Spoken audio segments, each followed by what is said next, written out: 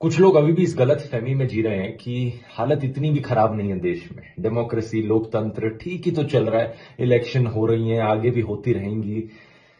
इस वीडियो को देखिए। मैं गुजरात के गांधीनगर लोकसभा से नामांकन किया था।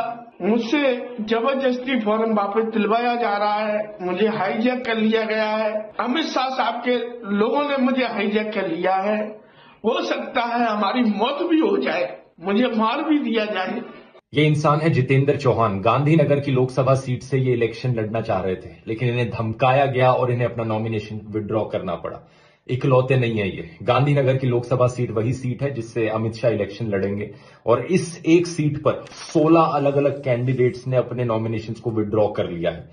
कईयों ने अलग अलग बहाने दिए, लेकिन उनमें से कम 3 ने आकर खुलेआम बोला है कि उन्हें धमकाया जा रहा है। फॉर्म कंप्लीट हुआ है, मेरा नॉमिनेशन हो गया है इलेक्शन लड़ने के लिए। तब से ही मुझे बार बार लोग फोन पर